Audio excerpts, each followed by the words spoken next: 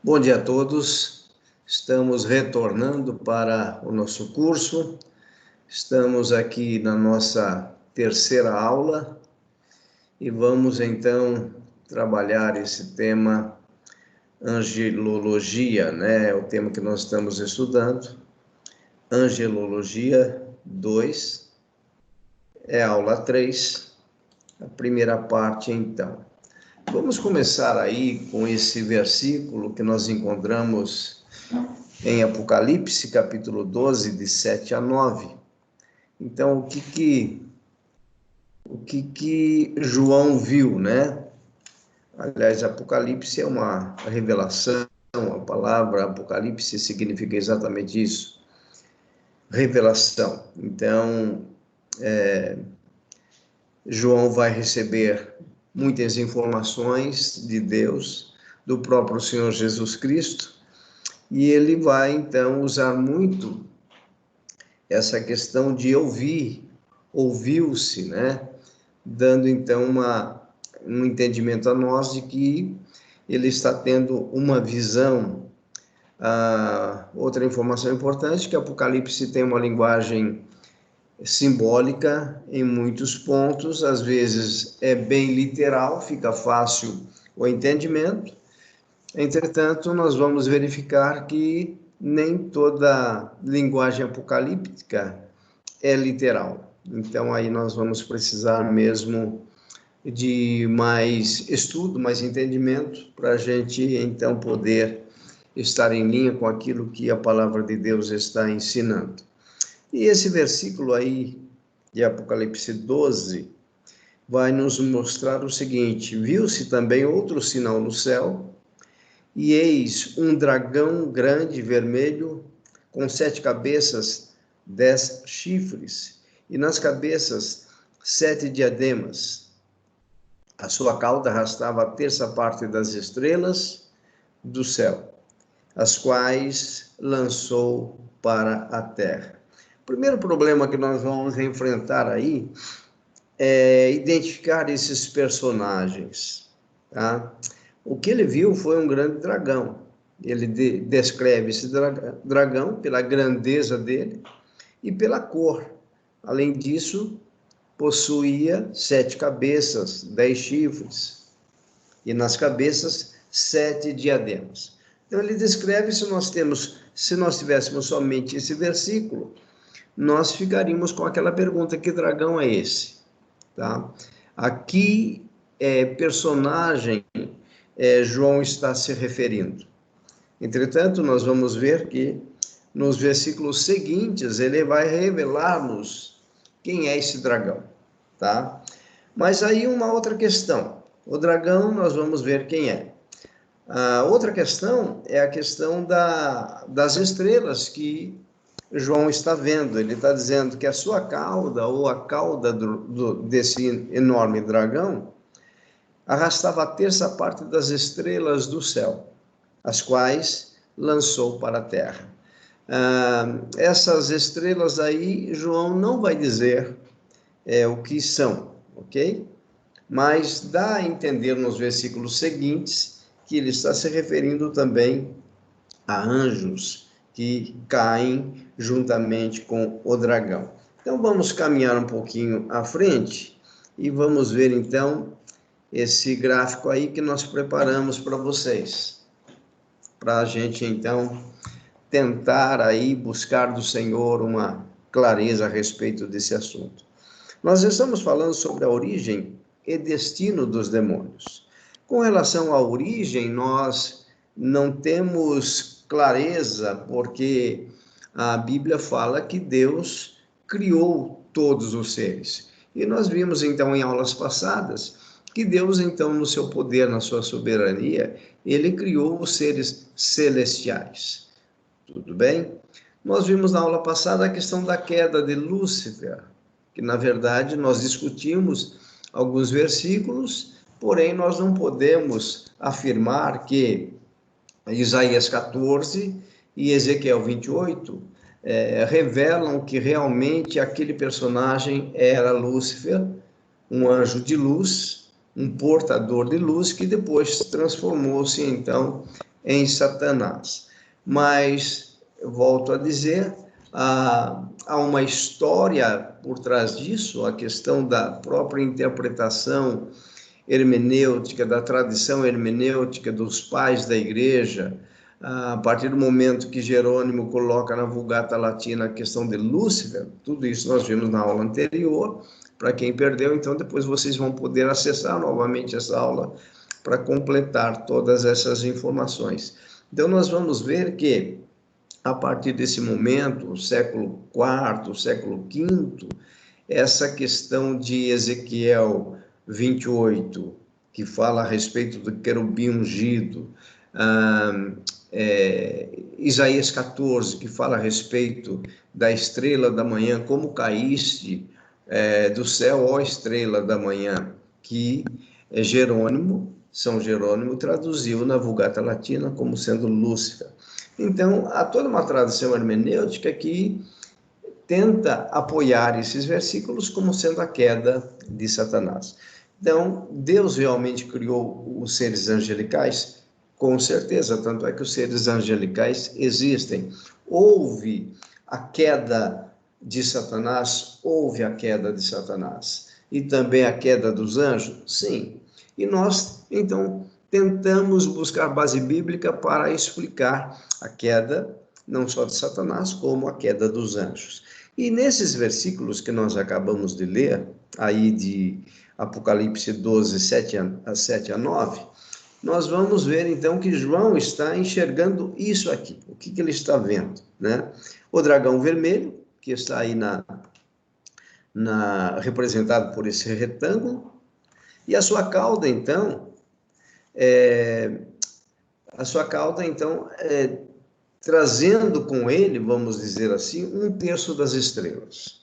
Se nós considerarmos essas estrelas como sendo seres angelicais, então nós vamos encontrar aí nessa passagem a queda de Lúcifer, ou melhor, a queda de Satanás, e ele trazendo junto com ele 1/3 dos anjos, tá?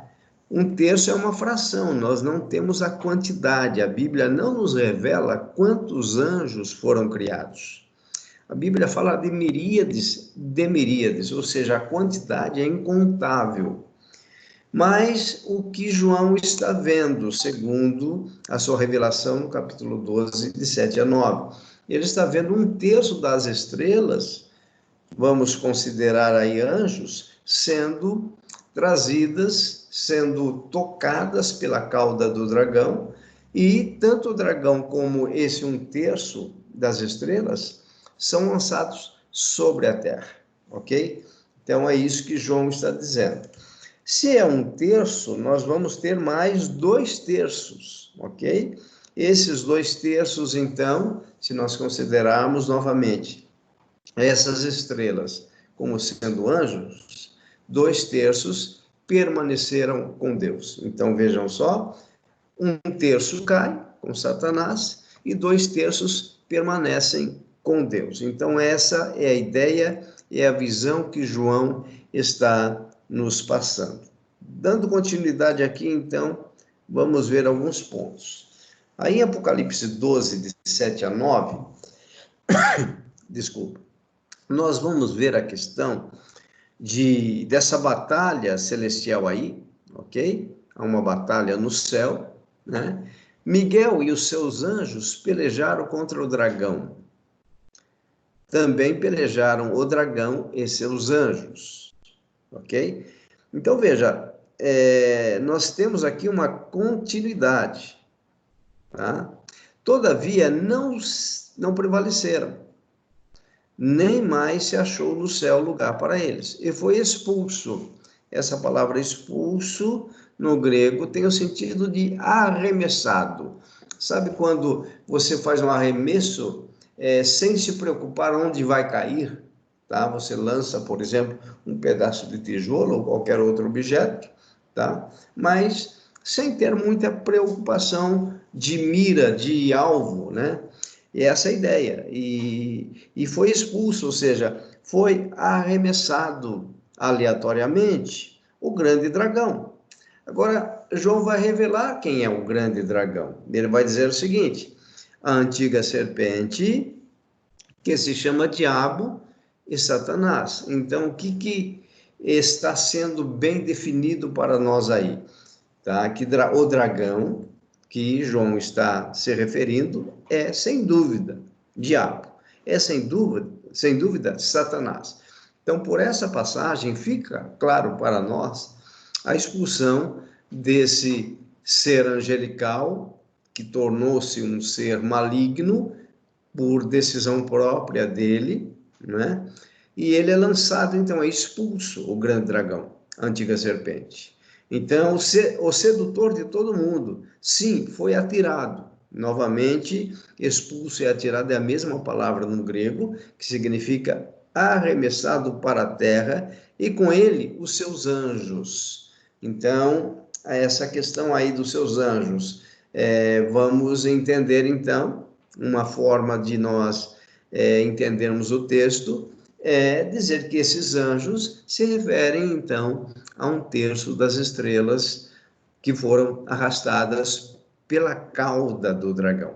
Então, vamos fazer essa análise hermenêutica, dizendo, então, que realmente Satanás foi expulso e, com ele, um terço dos anjos. Então, vamos lá. Apesar de que, volto a dizer, o dragão é bem definido, que é o diabo e Satanás, porém, as estrelas, não está sendo claro para nós que as estrelas se referem aos anjos. Mas vamos entender aqui como sendo, ok?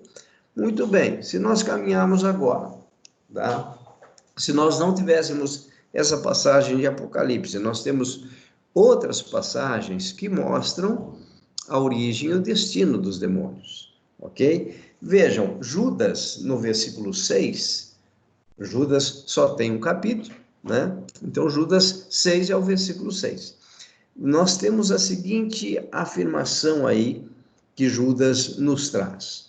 E a anjos, os que não guardaram o seu estado original, mas abandonaram o seu próprio domicílio, ele tem guardado sob trevas, em algemas eternas para o juízo do grande dia. Então, aqui, o que nós temos de informação? Nós temos de informação que de todos os anjos formados, criados, né? Criados, essa é a ideia. Esses anjos não foram criados à semelhança do ser humano. Lembram que o ser humano, Deus criou um casal, e desse casal, então, gerou toda a raça humana. Os anjos não, eles foram criados especificamente, tá? Anjo por anjo, ok? Então, nós temos Deus criando os anjos, vimos as diversas categorias, citamos a questão dos arcanjos, dos querubins, dos serafins. Então, veja, Judas está relatando aqui que alguns anjos, tá? E há anjos que não guardaram seu estado original. Então, eles foram criados para a glória de Deus, para o serviço de Deus, para a exaltação do nome do Senhor. Porém, alguns deles, segundo o que Judas está nos revelando, eles não permaneceram nisso. Eles não guardaram. E isso demonstra o quê? Rebeldia. A esse grupo, tá? Inclusive, Judas está dizendo que eles abandonaram o seu próprio domicílio, abandonaram o seu estado original. Então, eles foram criados, eles tiveram origem em Deus, foram criados para a glória do Senhor, porém, eles abandonaram o seu próprio domicílio, abandonaram o local de trabalho, vamos dizer assim, onde eles estavam postos para o serviço do Senhor. Tudo indica, pelas informações que nós temos aqui, que eles se rebelaram, abandonaram o seu próprio domicílio. Agora, Judas vai dizer que ele, ou seja, Deus, tem guardado sob trevas. Então, há um grupo que está sendo guardado debaixo das trevas, tá? Lugares de escuridão, em algemas eternas, para o juízo do grande dia. Esse grupo de demônios, de anjos demoníacos, de anjos caídos, vejam só, eles estão presos, é a linguagem bíblica aqui, a ideia é algemas eternas, então eles não estão liberados para operar na face da terra. Então, o que significa dizer que há um grupo de demônios, não sei o motivo, não sei se é devido à periculosidade deles, que Deus os prendeu dessa forma, tá? Pode ser, a Bíblia não nos revela, mas Judas está deixando claro que há um grupo que já está em prisão, já está em algemas eternas para o juízo do grande dia. Então, nós vamos ver que haverá um juízo final e Satanás e os seus anjos e todos os condenados serão lançados, na linguagem bíblica, no lago de fogo e enxofre. Então, nós já temos a origem, foram anjos criados, se rebelaram, não permaneceram no estado original que Deus tinha para eles, no domicílio do serviço que Deus tinha para eles, mas eles se rebelaram, por isso Deus então nos prendeu. E essa prisão é eterna. Tá?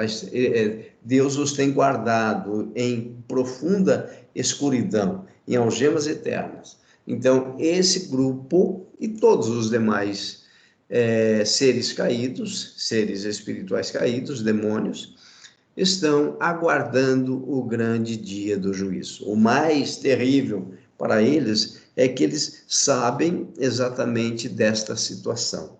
Ora, continuando aí, vamos ver agora na segunda carta de Pedro, ele vai dizer, ora, se Deus não poupou anjos quando pecaram, antes, precipitando-os no inferno, os entregou a abismos. Essa ideia de abismo aí é cadeia, arame, corda, significa que eles estão amarrados, presos, tá? Os entregou a abismos de trevas, reservando-os para o juízo. Então, o que Pedro está escrevendo está em linha com Judas 6, tá? Aqui, Pedro está dizendo que Deus não poupou os anjos, o que significa dizer que Deus, ele é justo. Deus, ele pune o pecado com a devida punição. E a questão da rebelião de Satanás, da rebelião dos anjos, então Deus está punindo com rigor. E essa punição é eterna.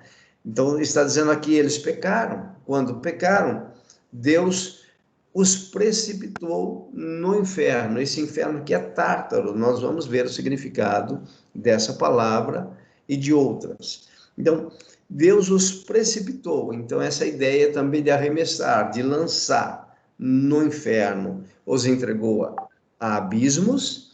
Então, esse grupo, tanto Judas revela que tem um grupo que já está em cadeia, em prisão, tá? E Pedro, então, confirma essa ideia de que já há um grupo de demônios presos. Tá? Repito, porque Deus prendeu alguns e libera outros para agir no planeta Terra, eu não sei, mas a Bíblia nos mostra que alguns estão já em prisão, aguardando a condenação eterna, ok? Então, vamos continuando aqui. Nós vamos ver, então, o sentido, né, das palavras Tártaro, Hades e Geena. Então, são três palavras no grego que referem-se a inferno. Então, quando o grego é traduzido para o português, nem sempre traz a palavra que é traduzida, traz o verdadeiro sentido. Por isso que é importante nós estudarmos o verdadeiro sentido dessas palavras. Então, aqui nesse versículo de Pedro, né, quando ele fala que Deus não poupou anjos quando pecaram, antes precipitando-os no inferno, então nós vemos que essa palavra inferno aqui é essa palavra grega, tártaro. O que significa tártaro? Veja aí grifado em vermelho, tá?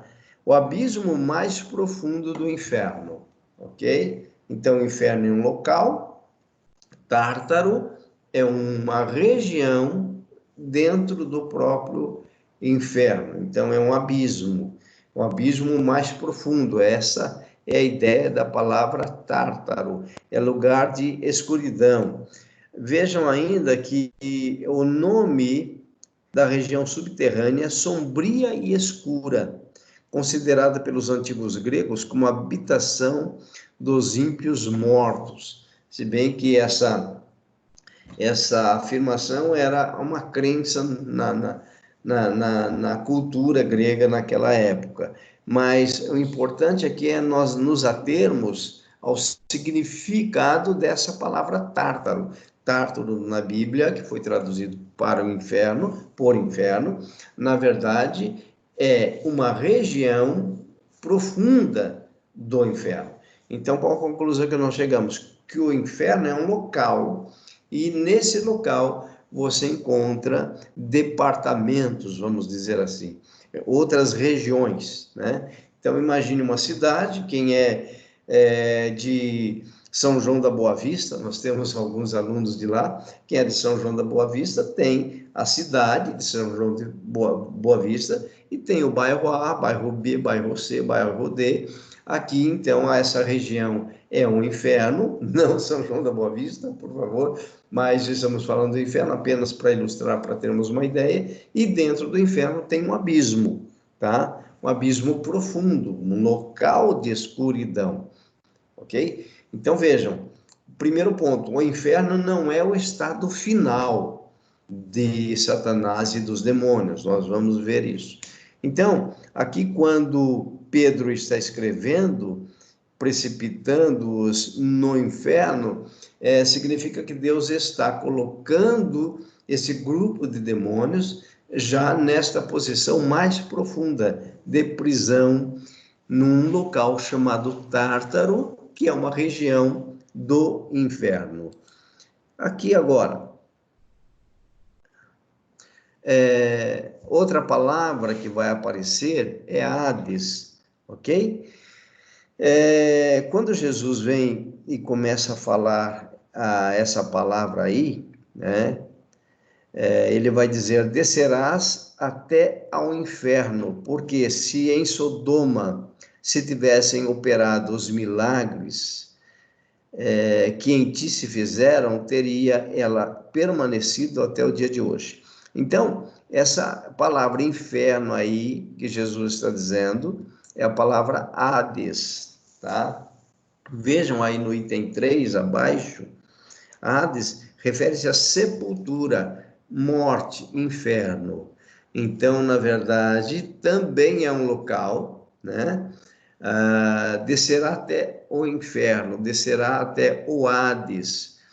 Então, a ideia é mais de sepultura, então não é um local, num local específico como é Tártaro. Tártaro pertence ao inferno, e Hades, o que nos dá a entender que Hades ainda não é a precipitação no inferno, mas está se referindo à superfície, aquela morte, né? Quando alguém morre, né? Está naquele estado ainda de sepultura, ok? Porém, aqui os não salvos serão condenados, não é, para o inferno e depois então para o lago de fogo e enxofre, que nós veremos ainda. Então aí essa ideia de inferno nesse versículo é a palavra Hades. Então veja, nas nossas traduções nós vamos ter a palavra inferno, porém referindo-se a Tártaro, que é um local profundo no inferno. E nós vamos ter como Hades, por exemplo, se referindo à sepultura, se referindo à morte, e também inferno. Refere-se também, eu grifei aí, às regiões infernais. Tá? Então, parece que Hades é a porta de entrada para o inferno, para essas regiões infernais. Essa é a ideia que nós temos aí para essa palavra Hades. Então, nós falamos de Tártaro, falamos de Hades, ok? Vejam agora Jesus, aí em Mateus capítulo 5, 22, ele vai trazer uma revelação um pouco maior, tá? Uma região mais profunda, mais condenatória, né? Mais no sentido de causar dor e sofrimento do que Tártaro e do que Hades. Ele vai falar agora do Guiena, Guiena se referindo ao estado final de Satanás, dos seus demônios e de todos aqueles que serão condenados. Então, eu, porém, vos digo que todo aquele que sem motivo se irá contra o seu irmão estará sujeito a julgamento. E quem proferir um insulto a seu irmão estará sujeito a julgamento do tribunal. E quem lhe chamar tolo estará sujeito ao inferno de fogo. Esse inferno de fogo não é nem Tártaro, não é Hades, mas é esta palavra aqui, ó, Guiena, Guiena. Então Jesus está falando de algo mais profundo, algo pior do que Tártaro, pior do que Hades, mas um lugar de condenação eterna que é o Guiena. Então vejam aí, ó, essa ideia de Guiena, né? Guiena, essa é a palavra grega, essa é a pronúncia Guiena, tá? Alguns pronunciam Geena, mas a pronúncia correta, quando você translitera do grego para o português, a pronúncia correta é Guiena, ok? Então, veja, eu circulei aí um retângulo vermelho, o significado de Guiena, ou Guiena de fogo, como Jesus quis traduzir ali, né? Quis dizer, e é a realidade que ele quis dizer. Então, esse Guiena de fogo traduz-se como inferno. É uma tradução como inferno, porque não tem uma outra tradução para as nossas versões. Isto é, o lugar da punição futura. Designava originalmente o Vale de Inom, ao sul de Jerusalém, onde o lixo e os animais mortos da cidade eram jogados e queimados. A ideia de Guiena, na verdade, é aquela mesma ideia do lixão. Não sei se na sua cidade tem lixão ou próximo da sua cidade, onde todo o lixo, todo o resto de matéria orgânica vai para o lixão e depois aquilo é incinerado. Então, é colocado fogo, e aquele fogo ele é inextinguível, ele continua com o objetivo de queimar toda aquela matéria podre que foi lançada ali naquele local, no lixão. Essa é a ideia, né, do Guiena, quando Jesus fala para os seus discípulos e para aquelas pessoas que estavam recebendo esta mensagem dele, elas entendiam exatamente o que Jesus estava querendo dizer. Então, este inferno aqui, na verdade, é o estado final de Satanás, seus demônios e de todos aqueles que não creram em Cristo. Então, veja só, era essa região ali que Jesus estava dizendo, região física, no Vale de Inom, no sul de Jerusalém. Então, lá, todo mundo sabia que existia aquele lixão, que havia queima de corpos e de animais e de lixo durante todo um período, e aquilo fumegava constantemente. Então, Jesus está dizendo isso aqui, ó, no versículo 43, e se tua mão te faz tropeçar, corta, pois é melhor entrares maneta na vida do que, tendo as duas mãos, ires para o inferno, para o fogo inextinguível. Então, aqui os discípulos e todos aqueles que ouviram Jesus entenderam muito bem o que Jesus estava querendo dizer, que Deus vai lançar no Guiena todos aqueles que estão fora dos planos e fora dos propósitos de Deus. Esse Guiena, então, é o famoso lago de fogo e enxofre, como nós vamos ver ainda. Então, é o local, é o estado final de Satanás, dos seus demônios, do falso profeta, da besta e de todos aqueles que rejeitam a Cristo.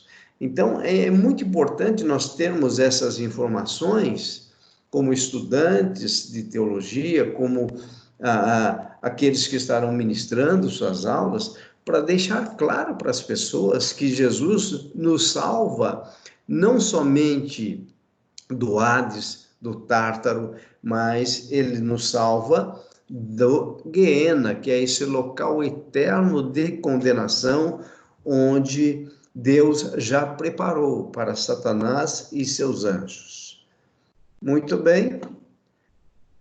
Continuando então, vejam lá. Aqui em Mateus 25, 41, Jesus vai confirmar isso, né? Então, o rei dirá também aos que estiverem à sua esquerda: apartai-vos de mim, malditos, para o fogo eterno. Para o fogo eterno, o que Jesus estava querendo dizer? Ele estava mostrando àqueles que estavam ouvindo a ele que esse grupo, esses malditos aí, tá? Estariam sendo lançados no Guiena. Então, condenação eterna. Guiena é lago de fogo e enxofre que vai arder continuamente, vai fumegar continuamente, assim como é um lixão, tá? Como é exatamente esse lugar onde toda a matéria orgânica está sendo constantemente incinerada. Então, é fogo inextinguível, para o fogo eterno.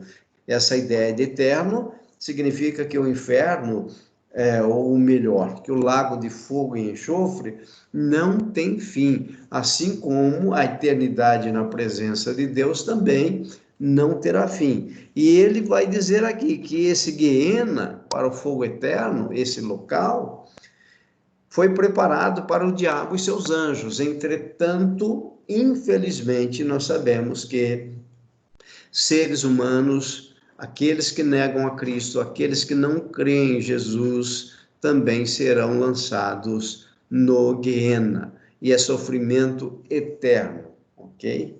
Infelizmente, é isso que nós temos de informação. Aí, então, dando continuidade, em Apocalipse 20, versículo 10, né, ele vai falar a questão lá do juízo final, e João vai dizer: o diabo, o sedutor deles, foi lançado para dentro do lago de fogo. Essa palavra lago é limne no grego, lago de fogo, fogo é pir, tá? Escreve-se pur, mas a pronúncia é pir. De enxofre, esse enxofre aí é teion, ou seja, incenso divino. Eles criam, então, com enxofre, era um tipo de incenso divino que fumegava, que queimava, né?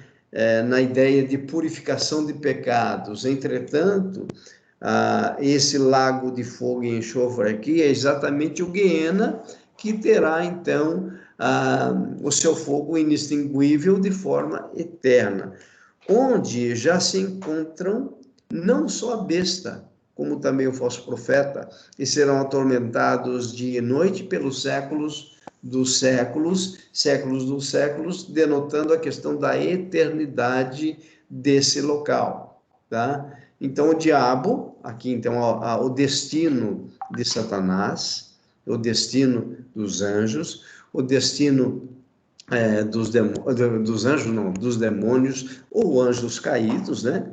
Ok? É nesse local, juntamente então com o falso profeta, com a besta e todos aqueles que estão condenados por rejeitarem a Cristo. Então, no juízo final haverá então essa condenação eterna. Então, no momento, aqueles que estão morrendo sem Cristo, eles não foram lançados ainda neste local, tá? Após a ressurreição é que haverá então o juízo final, e então esses que estão condenados vão ser lançados nesse local chamado lago de fogo e enxofre para condenação eterna. Agora, a submissão de Satanás e demônios a Cristo e à igreja, apenas para nós finalizarmos esta parte. Chamou Jesus os 12 discípulos, e passou a enviá-los de 2 a 2, dando-lhes autoridade sobre os espíritos imundos. Então vejam, Satanás e seus demônios estão debaixo da autoridade de Cristo e, consequentemente, como Jesus nos outorgou autoridade, esses demônios, Satanás e seus demônios estão debaixo também da nossa autoridade. Então, os demônios lhe rogavam: se nos expeles, manda-nos para a manada de porcos. Então, os próprios demônios, eles estão submissos a Jesus e eles sabem disso porque eles não têm como enfrentar uma luta desigual como essa. Porque Jesus é o Criador, é o Deus eterno, é soberano, e todos esses demônios, Satanás e seus demônios, estão debaixo da autoridade de Jesus e da igreja. Por isso que não há motivo para nós temermos, porque toda a autoridade foi nos dada. Jesus outorgou a autoridade a seus filhos, a igreja. Por isso que as portas do inferno não prevalecerão contra a igreja. A ideia aí das portas do inferno é o seguinte: nós podemos saquear o inferno, tirar almas que estão indo para a condenação, ok? Aqueles que já foram, nós não temos o que fazer, mas a ideia é, você até já ouviu esse termo, né? Saquear o inferno. Nós só podemos saquear antes das pessoas serem lançadas no inferno. Então, a evangelização, ela é real e precisa acontecer. Por isso que Jesus fala que quando nós evangelizarmos, as pessoas vão crer, o Espírito Santo vai convencê-las do pecado, da justiça e do juízo, vão crer e as portas do inferno não vão prevalecer. Pelo contrário, essas pessoas são resgatadas antes de serem lançadas na condenação. E Jesus repreendeu o demônio e este saiu do menino. E desde aquela hora ficou o menino curado. Mostra, então, a submissão dos demônios à autoridade de Cristo, ok? Jesus repreendeu o demônio, como nós falamos, tá? E assim nós terminamos esta primeira parte e logo mais retornamos para a segunda parte desta aula, quando nós falaremos, então, a respeito da queda do homem.